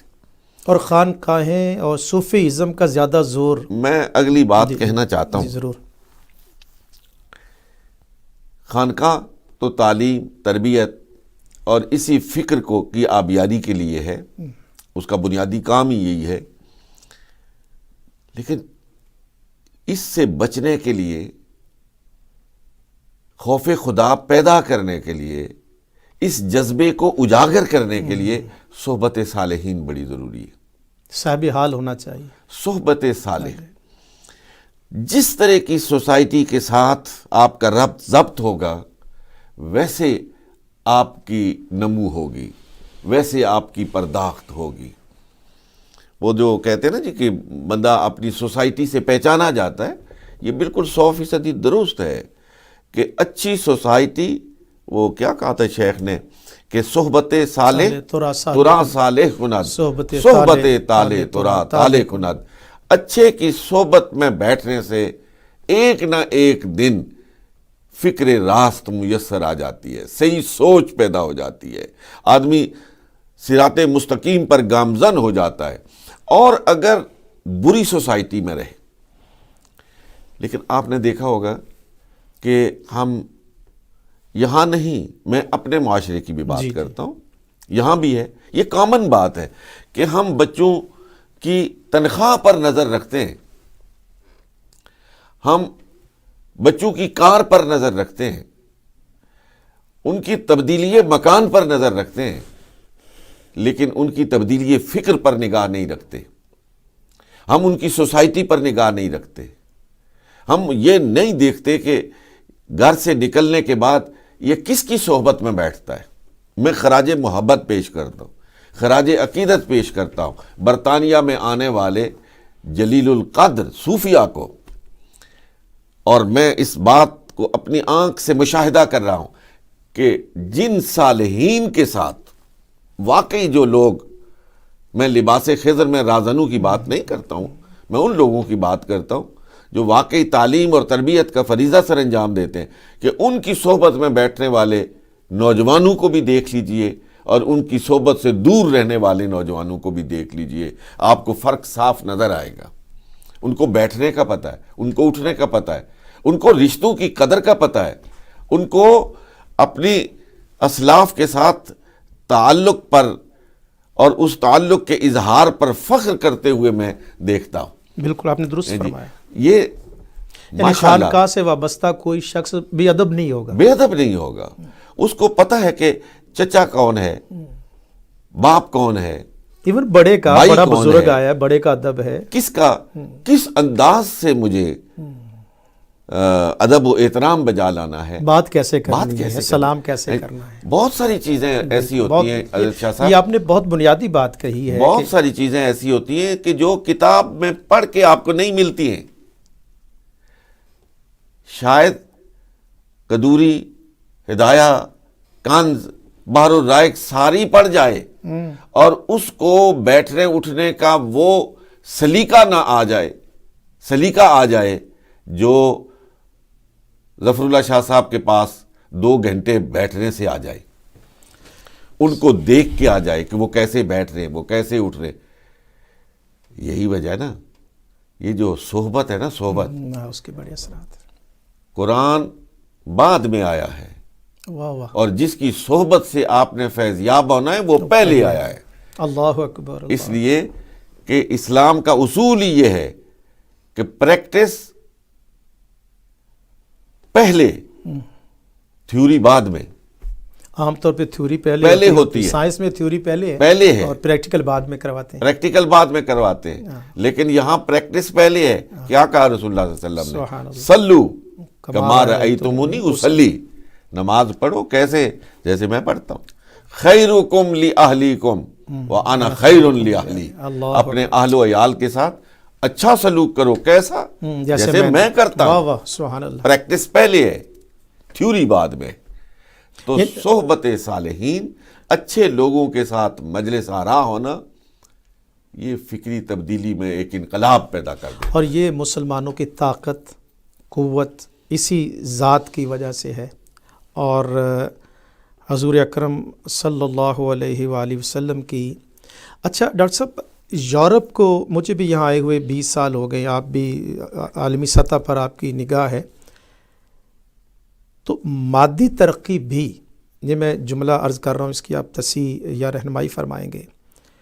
مادی ترقی اور روحانی ترقی، مادی ترقی سے مراد ہے کہ انسان یہاں ایک اچھا انسان بن کے رہے، اس کی بنیادیں بھی ذات مصطفیٰ صلی اللہ علیہ وآلہ وسلم. اگر صرف مادی سے مراد تجارت لیا جائے، بزنس لیا جائے، اگر اس میں بھی کوئی ترقی کرنا چاہتا ہے تو وہی اصول اور ضابطے جو سید المرسلین صلی اللہ علیہ وآلہ وسلم نے عطا فرمائے. آج یورپ میں بھی جو ترقی ہے، اگر آپ غور کیجئے گا کہ وہ جو اڈاپٹ کیا، یہاں پر آپ شاپنگ کرنے جائیں تو کچھ معیارات اور ہیں، پاکستان میں اور سب کانٹیننٹ میں معیارات کچھ اور ہیں. یہاں پر یہ نہیں ہو سکتا کہ اندر گوشت جو ہے وہ گوٹ کا ہو، باہر آپ چکن رکھ دیں، یہ بھی غیر قانونی ہے، اور اس پر کئی یہاں پر جرمانے بھی ہوتے ہیں. تو حضور اکرم صلی اللہ علیہ وآلہ وسلم کی ذات مقدسہ تجارت کے حوالے سے، معاشرے کے اندر رہنے کے حوالے سے، اب یہاں پر بھی دیکھ لیجئے کہ یہ قوانین ہیں کہ یہاں جو ساتھ والی امام صاحب کی بلڈنگ ہے وہ اتنی اونچی نہیں ہو سکتی کہ ہوا رک جائے، روشنی رک جائے. یہ قوانین یہاں پر لاگو ہیں، اور ہمارے آقا مولا صلی اللہ علیہ وآلہ وسلم نے یہ پہلے بیان فرما دی ہے. آج مسلم معاشرے کے اندر اگر ہم حضور اکرم صلی اللہ علیہ وآلہ وسلم کی ذات مقدسہ کو اور پھر بچوں کو حضور کی سیرت طیبہ، جیسا کہ آپ علامہ اقبال یونیورسٹی سیرت طیبہ کے اب وائس چیئرمین بھی ہیں، تو اب الیکٹرانک میڈیا ہمارا اور سوشل میڈیا، اس کے اوپر کافی زیادہ اثرات ہیں. مثلا آپ کے خطابات ہی ہیں، مجھے ساتھی نے بتایا کہ ختم نبوت پر بھی آپ کا خطاب ہوا، تو لازمی بات ہے کہ وہ ایک فکری اعتبار سے، ہمارے عقائد کے اعتبار سے اس کی ضرورت ہے. پھر اعمال کی اصلاح کے حوالے سے بھی آپ خطابات فرما رہے ہیں، اور دیگر حضرات بھی خطابات فرما رہے ہیں. تو اس حوالے سے جو یونیورسٹی اور کالجز کے اندر جو نصاب ہے یہاں پہ، اس کے اندر بھی اسلامی تعلیمات ہیں، لیکن ابھی الہاد کا بھی ایک سلسلہ ہے. کئی ایسے ہیں جو اللہ تعالیٰ کے وجود کا بھی انکار کر رہے ہیں، وہ بھی ایک یلغار ہے. دیگر جو تہذیب کا جو یلغار ہے وہ بھی موجود ہے. تو آپ نے جو صوفیہ کرام خانقاہ کے اندر یہ جو صحبت کا سلسلہ ہے، یہاں جو بچے ہیں، کیا اس کے لیے بیت کا ہونا کس حد تک موجودہ دور میں خانقاہوں کے ساتھ وابستہ ہونا، اس کی کتنی اہمیت ہے؟ آپ کی گفتگو میں کئی سوالات آ گئے. ایک تو یہ ہے مادی ترقی. میں سمجھتا ہوں کہ دین اور دنیا کا حسین امتزاج جو مذہب اسلام میں ہے وہ اور کسی کو نصیب نہیں ہے. صحیح. اسلام میں رہبانیت نہیں ہے، دنیا سے کنارہ کشی نہیں ہے، بلکہ جو مسنون دعا ہے، حضور کی محبوب دعا ہے، ربنا آتنا فی الدنیا حسنہ وفی الآخرۃ حسنہ. پہلے دنیا کی بات کی، صحیح، پھر آخرت کی بات کی. مغرب نے، میں سمجھتا ہوں کہ اسلام کے اس بنیادی اصول کہ آگے بڑھنا ہے، سوچنا ہے، غور کرنا ہے اور کائنات کو مسخر کرنا ہے، یہ جو وہ اسلام کا ایک ابدی اصول ہے، اس کو مغرب نے لیا، آگے بڑھا، اور ہم ہاتھ پہ ہاتھ رکھ کے آنے والے کل کے لیے منتظر رہے. تقدیر کا بہانہ بنا لیا. ایک وقت تھا، حضرت شاہ صاحب آپ سے بہتر کون جانتا ہے، کہ مغرب والے پڑھنے کے لیے بغداد جاتے تھے، پڑھنے کے لیے وہ اس وقت قرطبہ جاتے تھے. یہ ڈارک ایجز کا زمانہ تھا، جب مغرب پر کالی اندھیری رات چھائی ہوئی تھی، اس وقت مسلمان مسرد علم پر بیٹھ کر لوگوں کی فکری آبیاری کر رہے تھے، اور مغرب ان کا دریوزہ گر تھا۔ پھر مغرب نے وہی علوم سیکھے، وہی علوم پڑھے جن کی وجہ سے مسلمانوں کو قوموں کی امامت اور قیادت حاصل تھی، انہی کا ہتھیار استعمال کر کے پھر مغرب آگے بڑھا۔ صحیح۔ آج بھی مسلمانوں کو چاہیے کہ مسلمان وہ جو فکر کے سوتے پھوٹنا بند ہو گئے ہیں ان میں آگے بڑھیں، ہر لحاظ سے ترقی کریں، اور روحانی بھی اور مادی بھی، جب تک دونوں امتزاج کے ساتھ مل کر مسلمان قیادت اور امامت کا فریضہ سر انجام نہیں دیں گے، اقوام کی صف میں عزت اور آبرو حاصل نہیں کر پائیں گے۔ ضرورت ہے اس بات کی، لیکن اس کے ساتھ ساتھ میں ایک بات کہنا چاہتا ہوں کہ مغرب اپنی تمام تر مادی ترقی کے باوصف آج روحانی طور پر کھوکھلا ہو چکا ہے۔ ایسے ہی وہ اقبال نے کہا تھا نا، ڈھونڈنے والا ستاروں کی گزرگاہوں کا اپنے افکار کی دنیا میں سفر کر نہ سکا، وہ جس نے سورج کی شعاؤں کو گرفتار کیا، زندگی کی شب تاریک سحر کر نہ سکا۔ وہ جو زندگی کی شب تاریک ہے نا، وہ اس وقت تک سحر ہو نہیں سکتی جب تک کہ کوئی محمد عربی صلی اللہ علیہ وسلم کے قدوم میمنت لزوم کے بوسے نہ لے۔ سبحان اللہ۔ جی، مسلمانوں کو یہ ایمان حاصل ہے، یہ ایمانی قوت حاصل ہے، اور ان کے سامنے یہ اسوہ حسنہ موجود ہے کہ سرکار علیہ الصلاۃ والسلام منبر پر موجود، بازار میں موجود، جنگ میں موجود، صلح و امن کے معاہدوں میں موجود، مسجد میں امامت کے لیے موجود، اور پھر پوری امت کی رہبری اور رہنمائی کے لیے ایک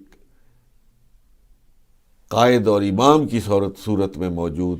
جب تک ہمارا یہ علمی مقام اور مرتبہ سرکار علیہ الصلاۃ والسلام کے فیضان سے متمتع نہیں ہوگا، اس وقت تک شاید ہم گلہ شکوہ کرتے رہیں گے۔ آگے بڑھتے ہیں ڈاکٹر صاحب، یہ جو اوورسیز پاکستانی اور یہاں مسلمان موجود ہیں، یہ میں نے پہلے بھی عرض کیا تھا، اس وقت پاکستان کی جو صورتحال ہے وہ آپ کے سامنے ہے، تو برطانوی اور یورپی جو پاکستانی ہیں، اس حوالے سے پاکستان کی ترقی میں، بہتری میں کیا رول ادا کر سکتے ہیں؟ ایک تو میں بات دل درد مند کے ساتھ کہنا چاہتا ہوں جی حضرت شاہ صاحب، آپ کے توسط سے اپنے سارے سننے والوں کے لیے،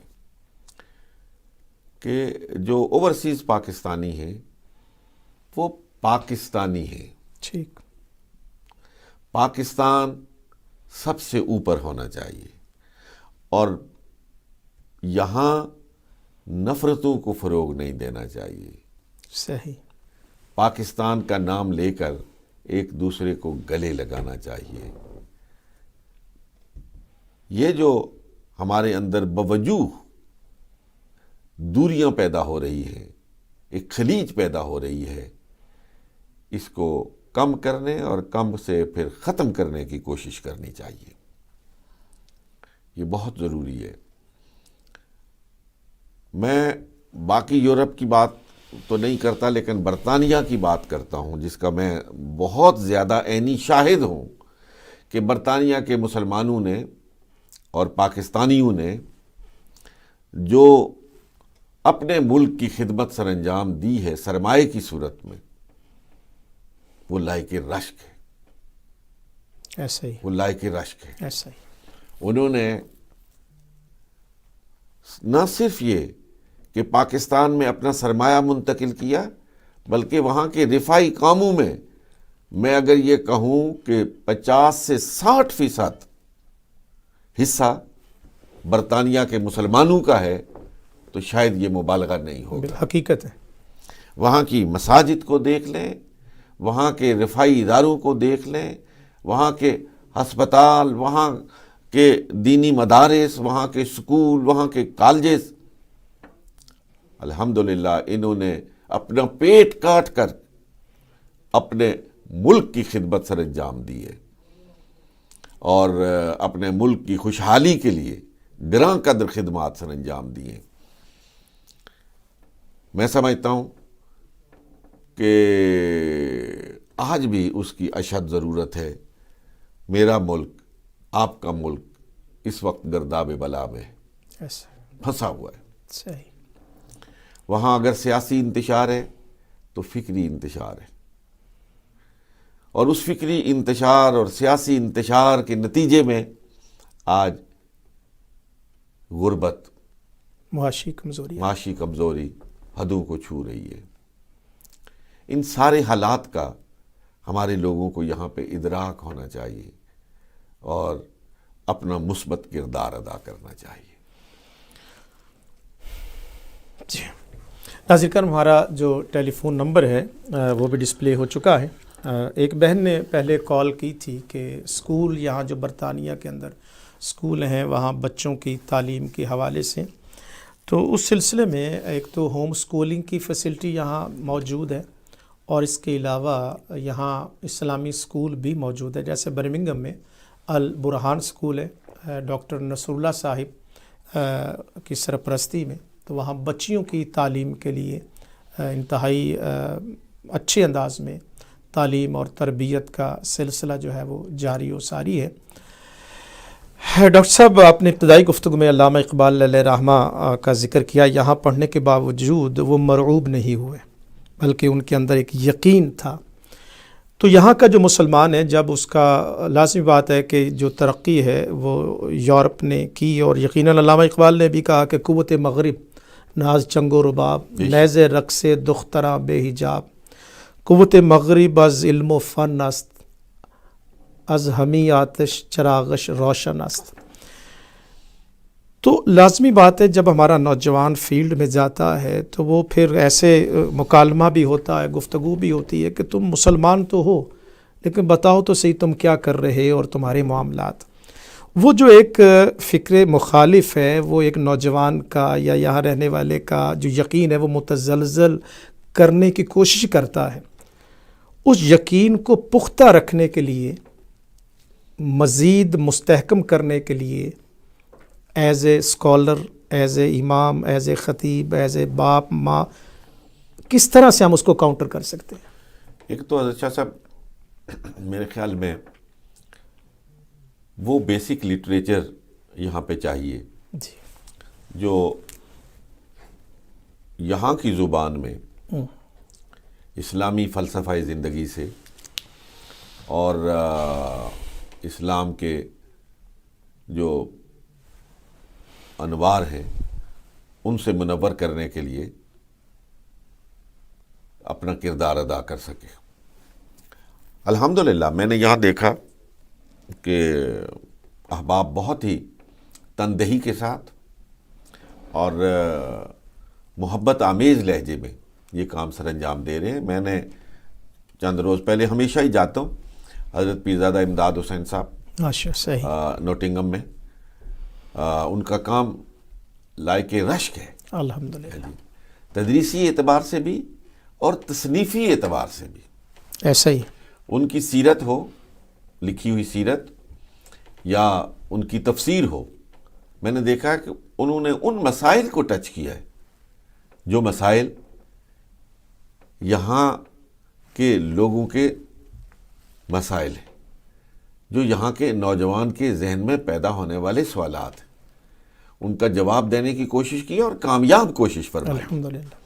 میرے خیال میں اس کو مزید آگے بڑھانے کی ضرورت ہے۔ اب اور پھر آپ کا جو یہ چینل ہے جی یا اس طرح کے جو دوسرے چینل ہیں، جی، اس لیے کہ یہ وہ مؤثر ذریعہ ابلاغ ہے اور فکر میں انقلاب پیدا کرنے والا ایک ذریعہ ہے کہ جو آج دنیا میں بہت کارگر ہے۔ آپ کے سوشل میڈیا نے دنیا میں تہلکہ مچا دیا ہے۔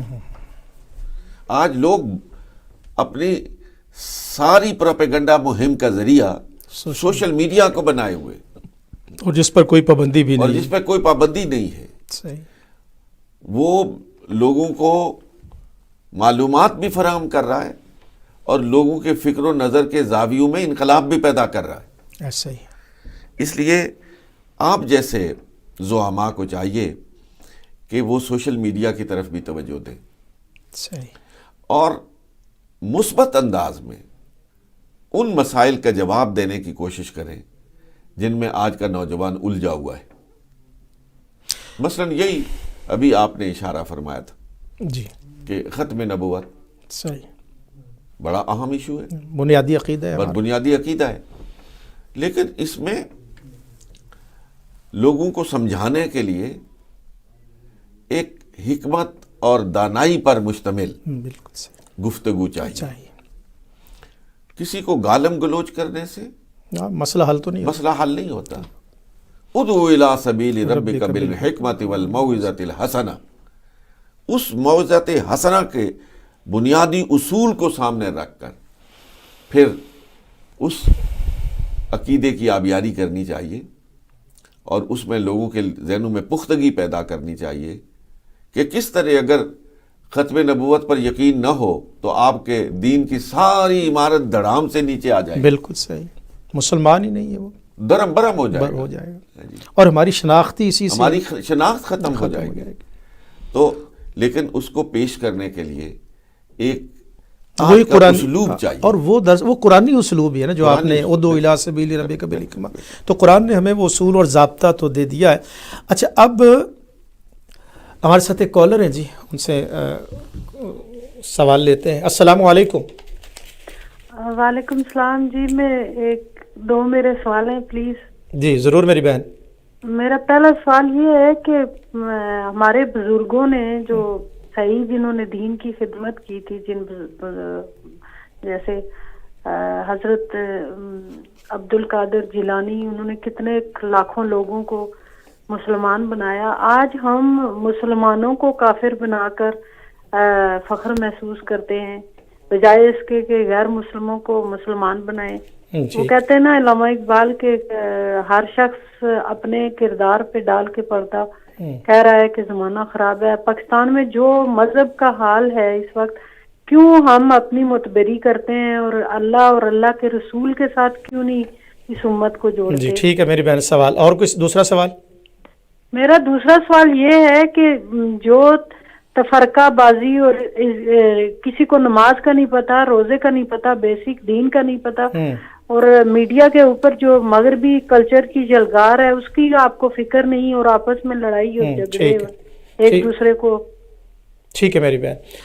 ایک تو وہ جو شعر آپ نے پڑھا غالباً وہ علامہ کا نہیں ہے، تو وہ تصحیح فرما لیجئے گا۔ جی ڈاکٹر صاحب، آپ پہلا بہن کا سوال جو ہے کہ سلاف نے جو کام کیا تھا اور جو آج کچھ مسلمان کر رہے ہیں تو کیا فرمائیں گے؟ میری بیٹی نے، بہن نے جو فرمایا یہ وہی ہے جو میں تقریباً پچھلے 2 گھنٹے سے کہہ رہا ہوں کہ ہماری ان کمزوریوں کی وجہ سے جی ہمارے دین کو اور ہمارے فکری اثاثے کو بہت بڑا نقصان پہنچا ہے۔ صحیح، بلا شبہ ہمارے لیے روشنی کا مینار وہی اسلاف ہیں جن کی طرف میری بہن نے اشارہ کیا ہے، اور ہماری تبلیغی مساعی کوششیں اسی وقت کامیاب اور کارگر ہوں گی کہ جب ہم اس اسلوب تبلیغ کو اپنائیں گے جو ہماری اسلاف نے اپنایا تھا اور جس کے نتیجے میں فی الواقع لاکھوں کافر مسلمان ہوئے تھے۔ میں تو خود اس بات کا رونا رو رہا ہوں کہ ہم مسلمانوں کو کافر کیوں بنا رہے ہیں، ہم باہم دست و گریبان کیوں ہیں؟ کیا ہمارے ہاں کوئی مشترکات نہیں ہیں کہ جن کو سامنے رکھ کر پھر ہم اکٹھے مل کر یہ زندگی کا سفر طے کریں اور اسلام کا اعلیٰ نمونہ دیگر اقوام کے سامنے پیش کریں؟ میری بہن کی جو سوچ ہے وہ بڑی راست سوچ ہے، تڑپ ایک ہے، درست سوچ ہے، اور فی الواقع ان کی سوچ کو ہم باقی سب لوگوں کو بھی اپنانا چاہیے۔ تفرقہ بازی ہو یا دوسروں پر کیچڑ اچھالنا ہو، اس سے گریز کر کے رہبری اور رہنمائی کا فریضہ سر انجام دینا چاہیے۔ بر صغیر میں قبلہ ڈاکٹر صاحب غیر مسلم اور بہت زیادہ تھے. صوفیہ کرام کی تشریف آوری ہوئی ہے تو بڑی تیزی کے ساتھ اسلام پھیلا ہے. وہ جو معاشرہ موجود تھا اس کے اندر کچھ ایسے معاملات تھے جو ان کے لوگ ان کو ایڈریس نہ کر سکے، اور صوفیہ کرام کی وہ کیا طاقت، ان کا کردار، ان کی فکر تھی کہ بڑی تیزی کے ساتھ ہم دیکھتے ہیں حضور خواجہ غریب نواز ہوں، سلطان العارفین ہوں، آستانی ہوں، تو ان کے خاص وہ خد و خال کیا تھے کہ جن کے اثرات بڑی تیزی کے ساتھ آگے پھیل گئے؟ بر صغیر میں ہندو معاشرہ ڈومینیٹ کر رہا تھا، غالب معاشرہ تھا، اور اس میں اونچ نیچ، اس میں معاشرتی تقسیم در تقسیم آپ بخوبی جانتے ہیں، سننے والے سبھی جانتے ہیں. صوفیہ اسلام جب تبلیغ دین کا فریضہ سر انجام دینے کے لیے بر صغیر میں آئے تو وہ بنیادی اصول جو آقا دو جہاں علیہ الصلاۃ والسلام نے ارشاد فرمائے ان کو سامنے رکھ کر اپنی تبلیغی مساعی کا آغاز کیا، اور صرف جو میں نے پہلے کہا کہ تھیوری نہیں، اس پر عمل کر کے دکھایا. تو پھر ایک طرف تو ان کا عمل تھا، ان کی زبان حق ترجمان تھی، اور دوسری طرف ان کا فیضان نظر تھا. ان سب نے مل کر بر صغیر کی کایا پلٹ کر رکھ دی. سبحان اللہ.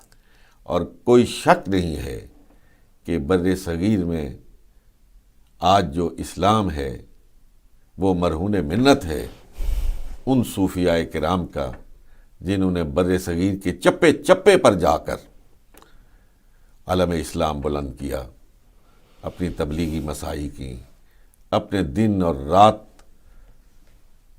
کے آرام کو تج کیا. اور انداز کیا تھا، سبحان اللہ. میں اگر آپ اجازت دیں ایک منٹ کے لیے مجھے ایک بات یاد آ گئی. ضرور. ایک عالم تھے، وہ ایران سے تعلق رکھتے تھے، وہ بر صغیر میں آئے ہوئے تھے، بڑے نکتہ سائنس تھے، اور ان کا مشغلہ تھا کہ وہ علماء کی مجلس میں جاتے تھے اور کوئی مشکل سا سوال وہاں پہ داغ دیتے تھے. علماء اس پہ بحث کرتے تھے، تمہیز کرتے تھے، اور دست و گریبان ہو جاتے تھے.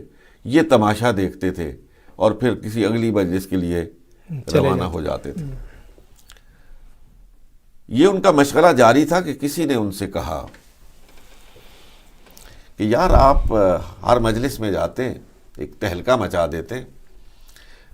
تو ایک بزرگ ہیں پاک پتن کی سرزمین پر، اور آج ان کے پاس بڑے بڑے علماء ان کی صحبت میں بیٹھے ہوئے ہیں، کبھی وہاں بھی جاؤ. تو وہ پھرتے پھراتے پاک پتن پہنچ گئے. سبحان اللہ. اس وقت کیفیت یہ تھی کہ حضرت بابا فرید الدین گنج شکر رحمۃ اللہ علیہ تشریف فرما تھے، اجل خلفاء، جن میں حضرت خواجہ نظام الدین اولیاء بھی سبحان تھے. اللہ. یہ عالم اپنے معمول کے مطابق وہاں آئے اور ایک مسئلہ پیش کر دیا. اچھا. ابھی انہوں نے مسئلہ بیان کیا تھا اور حضرت خواجہ نے کوئی جواب نہیں دیا تھا کہ خواجہ نظام الدین اولیاء کھڑے ہو گئے بابا جی کے جواب سے پہلے، اور کہا کہ حضرت کے سامنے یہ کیا معمولی سا سوال رکھا ہے، میں اس کا جواب دیتا ہوں. اور اتنا شرح و بس کے ساتھ سبحان اللہ. اور دلائل و براہین کے ساتھ جواب دیا کہ وہ شرمندہ ہو گیا، اور شرمندہ ہو کر وہاں سے مجلس سے اٹھ کے چل پڑا، باہر نکل گیا. تو حضرت بابا جی غصے میں آ گئے، آپ کی طبیعت میں جوش آ گیا، اور کہا نظام الدین، کیا اس مسئلے کا جواب میں نہیں دے سکتا تھا کہ تو کھڑا ہو گیا؟ اس شخص کو شرمندہ کیوں کیا؟ اللہ اکبر. اور بڑا زبردست جملہ فرمایا ہماری مجلس میں آنے والا سر جھکا کے نہیں جایا کرتا، سر اٹھا کے جایا کرتا ہے. واہ واہ. تم نے اس کو شرمندہ کر دیا. اللہ نظام الدین جاؤ، جب تک یہ راضی نہیں ہوگا میں راضی نہیں ہوں گا. اللہ. اب پاک پتن کی گلیاں تھیں، خواجہ نظام الدین اولیاء تھے، ایک ایک گھر میں جا کے دستک دے رہے تھے کہ آپ کے ہاں کوئی عالم مہمان تو نہیں ٹھہرا ہوا. کرتے کرتے اس مکان پر پہنچ گئے جہاں وہ عالم ٹھہرے ہوئے تھے. دستک دی، بچہ آیا، اس کو بیان کیا کہ جا کے کہو کہ باہر آپ سے ملنے نظام الدین آیا ہے. وہ اور پریشان ہو گیا کہ پہلے اس نے وہاں شرمندہ کیا، اب پیچھا کرتے ہوئے یہاں پہنچ گیا. جھکی نظروں کے ساتھ باہر آیا تو خواجہ نظام الدین اولیاء نے آگے بڑھ کر اس کے قدم پکڑ لیے، کہا تو مجھ سے راضی ہو جا، تو نہیں راضی ہوگا تو میرا شیخ مجھ سے راضی نہیں ہوگا. اللہ اکبر. اس نے چیخ ماری اور اس نے کہا کہ نظام الدین مجھے اپنے شیخ کے پاس لے کے چلو. سبحان اللہ. اب دیکھنے والے دیکھتے ہیں کہ آگے آگے نظام الدین اولیاء ہیں اور پیچھے پیچھے وہ ایرانی عالم آ رہا ہے، اور دیکھتے ہی بابا جی کے قدموں پر گر پڑا اور پکار کے کہا بابا پورا بر صغیر پھراؤں، ایک ایک جگہ پہ مسائل کے انبار لگا دیے ہیں. اللہ. جی. لیکن اے بابا فرید الدین گنج شکر، جو بول بول کے لوگ مجھے نہ سمجھا سکے، تو نے خاموش رہ کے وہ مجھے سمجھا دیا ہے. کیا کہنے. یہ تھا وہ طریقے تبلیغ سبحان اللہ. سبحان اللہ. کہ جو بر صغیر کے صوفیہ نے اختیار کیا، لوگوں کے دلوں میں گھر کر گئے. اللہ. آج بھی اس طریقے تبلیغ کی ضرورت یعنی مخالف ہے. کو بھی شرمندہ نہیں کیا، سر نہیں جھکایا بلکہ اس کو اٹھایا. اور اس وقت اس کو سمجھ آیا کہ صرف مناظرے سے بات نہیں بنتی ہے. آج بھی ضرورت ہے انسان دوستی، محبت، پیار. اور وہ جو بر صغیر کے صوفیہ تھے، انہوں نے اونچ نیچ ختم کر کے، غریب امیر کا فرق ختم کر کے، نسل، زبان، وطن کے امتیازات کو مٹا کر لوگوں کو سینے سے لگایا، اور جو جو سینے سے لگتا گیا وہ لا الہ الا اللہ محمد الرسول اللہ پڑھتا گیا. بہت پیاری. اور آج ضرورت ہے اس کی یورپ میں، برطانیہ میں، وہ اسی اسلوب کی اور اسی انداز کی اور اسی مزاج کی. میں نے یہاں بڑا عرصہ رہے، جماعت اسلامی سے تعلق تھا، بہت بڑے اسکالر تھے، بڑے لائق فائق آدمی تھے، ڈاکٹر خالد علوی. جی. وہ بعد میں اسلامی یونیورسٹی میں آئے، وہاں میرے کولیگ بھی رہے، ان کے ساتھ لمبی نشستیں ہوتی تھیں. میں نے ان سے کہا آپ برطانیہ میں رہے، برطانیہ میں فکری انقلاب کیسے آ سکتا ہے؟ اچھا. کیسے انقلاب آ سکتا ہے فکری طور پر؟ تو ایک لمحہ انہوں نے سوچا اور پھر کہا کہ میں آپ کو دل کی بات کہتا ہوں کہ گمگولیا مسجد ہو اور اس کے ممبر پر کوئی جنید بغدادی بیٹھا ہو، اللہ، برطانیہ میں انقلاب آ جائے گا. دلوں کو مسخر کرنے والا.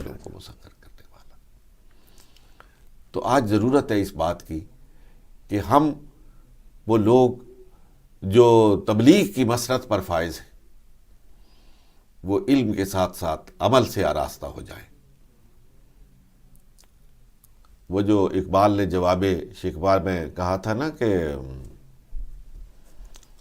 وہ لمبے اشعار ہے، پوری ربائی ہے کہ اب وہ علماء میں وہ راسخیت نہیں رہی، صحیح، وہ اذان بلالی نے رہی، وہ خشوع اور خضوع کے آنسو بہانے والے نمازی نہ رہے. مسجد مرثیہ خواہ ہے کہ نمازی نہ رہے، وہ صاحب اوصاف حجازی نہ رہے. آج وہ چیز اگر ہمارے اندر پیدا ہو جائے تو ہماری نسل کا مستقبل روشن تر ہو جائے گا. محترم ناظرین کرام، ڈاکٹر صاحب نے خوف خدا کے حوالے سے بات کی اور پھر مخلوق خدا سے محبت کی بات کی. ہمارے ساتھ ایک کالر ہے جی، ان سے بات کرتے ہیں. السلام علیکم. وعلیکم السلام. جی کون سا ہے؟ جی میں محمد عبداللہ بات کر رہا ہوں. جی عبداللہ بھائی. جی میرا ڈاکٹر صاحب سے یہ کوشچن ہے جی کہ میں یونیورسٹی میں پڑھتا ہوں جہاں بہت سارے ہمارے ساتھ نان مسلمس بھی پڑھتے ہیں, ڈفرینٹ فقہ کے اسٹوڈنٹس بھی نا پڑھتے ہیں. تو ہم ان کے درمیان کیسے اسلام کی ایک جو مین ایک پکچر ہے کیسے اس کو یہ شو کر سکتے ہیں ان کو کہ اسلام ایسے پیسفل ہمارا ایک مذہب ہے, تو ان میں کیسے ہم اس چیز کو ہائی لائٹ کر سکتے ہیں پیسفلی اسلام کو تبلیغ کے حوالے سے کیسے ہم ان کو ایکسپلین کر سکتے ہیں؟ دیکھیے بیٹا, جہاں آپ بہت سارے مذاہب کے درمیان میں زندگی گزارتے ہیں, وہاں اگر آپ کی زندگی اسلامی اصولوں کے مطابق ہوگی, میں نے پہلے کہا تھا اپنی گفتگو کے آغاز میں کہ وہاں اگر آپ نماز پڑھیں گے, وہاں دوسرے کو مخاطب کرتے ہوئے تہذیب اور شائستگی کا مظاہرہ کریں گے, آپ پر کوئی طعن اور تشنیع کرے تو جواب میں پھول برسائیں گے, اللہ اکبر, تو پھر یقین کیجئے آپ کا ہر مخاطب اور آپ کے ساتھ مجادلہ کرنے والا ہر شخص آج نہیں تو کل, کل نہیں تو پرسوں یہ کہنے پر مجبور ہوگا کہ یہ بھی امن کا داعی ہے اور اس کا پیغمبر بھی امن کا داعی تھا. اللہ اکبر. یعنی عبداللہ بھائی اپنا جو کردار ہے آپ کے وجود سے, آپ کے الفاظ سے, آپ کے کردار سے, جیسے ابھی حضور بابا فرید الدین گنج شکر علیہ رحمہ کا واقعہ ڈاکٹر صاحب قبلہ نے بیان کیا کہ انہوں نے ان کو شرمندہ نہیں کیا, تو یہ اسلوب ہمیں یہاں دوسرے کی خیر خواہ, دین النصیحہ, اس کا تعلق کسی مذہب سے ہو, کسی فکر سے ہو, لیکن اس کی بھی خیر خواہی کرنی ہے. محترم ناظرین کرام, ڈاکٹر صاحب کے ساتھ گفتگو تھی, انشاءاللہ تعالی مزید بھی یہ ہمیں جو ہے وہ عزت بخشتے رہیں گے. اور اس اتوار کو اگر آپ میں سے براہ راست ڈاکٹر صاحب کی صحبت اختیار کرنا چاہیں, ملاقات کرنا چاہیں, تو یہ جو کمنگ سنڈے ہے, آج فرائیڈے ہے, تو اتوار کو ظہر کی نماز کے بعد اجتماع ہو رہا ہے. شہر کا نام ذرا ارشد بھائی؟ برائلی ہل. ہاں جی, میرے پاس پوسٹر بھی ہے, تو وہ بھی ہم ابھی میں دکھا بھی دیتا ہوں. تو برائلی ہل میں مسجد غوثیہ ہے, وہاں آپ جو ہیں وہاں تشریف لا سکتے ہیں. اور ڈاکٹر صاحب نے خاص طور پہ جو یہ کوہٹا لاء کالج ہے, وہاں پر جو قانون دان, آپ بھی اس سے فائدہ حاصل کر سکتے ہیں, اور اس کے لیے ضروری ہے کہ وہاں آپ وزٹ بھی کرنا چاہیں. اور ڈاکٹر صاحب کب تک آپ ڈاکٹر صاحب یہاں موجود ہیں برطانیہ؟ میں 27 تک. 27 تک, تو 27 مئی تک ڈاکٹر صاحب یہاں پہ موجود ہیں. تو یہ اپنا عرفان شاہ صاحب یہ میں آپ کو بھیج رہا ہوں, یہ پوسٹر اگر آپ سکرین پر جو ہے وہ ڈسپلے کر سکیں تو یہ حضرات آپ نوٹ بھی کر سکتے ہیں. تو ڈاکٹر صاحب سے ملاقات کرنا چاہیں, اور میں اس لیے زور دے رہا ہوں کہ ایک فکری شخصیت ہے اور ان کا تجربہ ہے, اور پھر سیرہ آپ کا خاص سبجیکٹ ہے. تو میں آقا کریم صلی اللہ علیہ وآلہ وسلم کی بارگاہ میں حاضری کے طور پر آخری بس ڈاکٹر صاحب سے سوالات میں سے ایک عرض کروں گا. جیسے ابھی پیس کے حوالے سے عموماً عام طور پہ اسلام کے بارے میں پروپوگنڈا کیا جاتا ہے کہ اس میں انسانی حقوق نہیں دیے جاتے. تو ہمارے پاس چند منٹ باقی ہیں, تو حضور کی سیرت کے حوالے سے آقا کریم صلی اللہ علیہ وسلم نے انسانی حقوق پر کتنا زور دیا؟ اچھا صاحب, جو اللہ رب العالمین نے اپنا آخری صحیفہ ہدایت سرکار کے قلب اطہر پر نازل فرمایا, اس میں آپ غور فرمائیے گا کہ من قتل نفسا بغیر نفس او فساد فی الارض فکأنما قتل الناس جميعا ومن احیاها فکأنما احیا الناس جميعا. ایک انسان, مومن کی بات نہیں ہو رہی جی, ایک انسان کو قتل کرنا انسانیت کا قتل ہے, اور ایک انسان کو زندگی بخشنا انسانیت کو زندگی بخشنا. صحیح. یہ امن کے سب سے بڑے داعی جناب محمد رسول اللہ صلی اللہ علیہ وسلم کا نعرہ تھا. وہ کون تھا جس نے نجران کے عیسائیوں کو مسجد نبوی میں خیمہ گاڑ کے ان کی میزبانی کی؟ اللہ اکبر, اللہ اکبر. وہ کون تھے جنہوں نے اپنے صحابہ کو خاک و خون میں تڑپانے والے لوگوں کو سامنے کھڑے ہو کر ارشاد فرمایا تھا لا تثریب علیکم الیوم اذهبوا فانتم الطلقاء. اللہ اکبر. وہ شخص جو اسلام کے بارے میں یہ کہے اور داعی اسلام کے بارے میں یہ کہے کہ وہ انسانیت میں کوئی تفریق کرتے تھے اور انسانی ہمدردی کے پہلوؤں کو نظر انداز فرماتے تھے، تو اس سے بڑا حقائق سے چشم پوشی نہیں ہوگی. یہ تو وہ ذات ہے جو جانوروں کے حقوق کی بات کرتی ہے. اللہ اکبر. یہ تو وہ ذات ہے جو حالت جنگ میں بھی حلقہ جنگ میں بھی دشمن کے حقوق کی بات کرتی ہے. درختوں کو کاٹنے سے منع درختوں کیا، کو کاٹنے سے، فصلوں کو کاٹنے سے منع فرمایا. منع فرماتے ہیں. ایون جو اگر کوئی اپنی عبادت گاہ میں بیٹھ گیا ہے تو اس میں داخل ہونے سے منع فرمایا. یہ اور پھر حضرت فاروق اعظم نے رضی اللہ تعالیٰ. جو بیت المقدس کی فتح کے موقع پر گرجے کی تعظیم کی، یہ مسلمانوں کا تغرہ امتیاز ہے. اس لیے میں پورے دعوے کے ساتھ اور یقین محکم کے ساتھ عرض کرنا چاہتا ہوں کہ اسلام داعی امن ہے، اسلام آشتی کا مذہب ہے. اور اگر آپ اجازت دیں تو مجھے ایک ہندو کی کہی ہوئی ربائی یاد آ رہی ہے. ہندو کی، اس لیے کہ وہ جب پیغمبر اسلام کے اس امن کے پیکر کو دیکھتا ہے اللہ تو پھر پکار کے کہتا ہے کہ شفیع امم رحمت عالمی ہے. سبحان اللہ. شفیع امم رحمت عالمی ہے، فقط یہ متاع مسلمان نہیں ہے. کیا کہنا. نظام کہن کو کیا پارا پارا، تیری ذات والا نمو آفری. سبحان اللہ. یہ لڑتے قبائل کو کس نے بتایا؟ محبت نہیں ہے تو کچھ بھی نہیں. واہ واہ واہ. جہاں سے صدا نور پھیلا جہاں میں، میرے ایشیا کی عجب سرزمی ہے. اور کہتا ہے تیرے میں کدے کی رہے خیر. واہ واہ واہ واہ. یہ ہندو ہے. تیرے میں کدے کی رہے خیر ساکی، یہ کاسا ہے میرا، یہ میری جبی ہے. اللہ اکبر. کیا کہنے. بہت شکریہ. آج عزت مآب حضرت ڈاکٹر ساجد الرحمان صاحب نے سراج ٹی وی کو عزت بخشی. آپ اسٹوڈیو میں تشریف لائے، آپ کے کلمات طیبات سے ہم نے استفادہ کیا. ناظرین تک ایک ایسی ہستی کا جنہوں نے ساری زندگی تدریس کی، نوجوان نسل کی تربیت کی اور آج بھی تربیت فرما رہے ہیں اپنی خانقاہ سے. تو میں آپ کے لیے دعا گو ہوں، اللہ تعالیٰ آپ کے علم میں، عمل میں، اخلاص میں مزید برکت عطا فرمائے.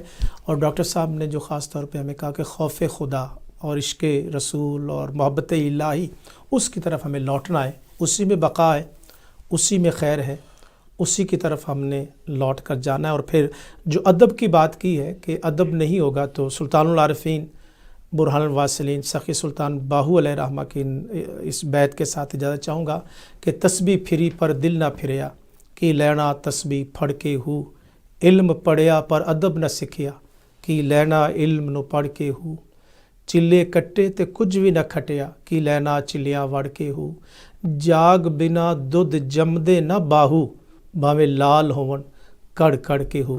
والسلام علیکم ورحمۃ اللہ وبرکاتہ.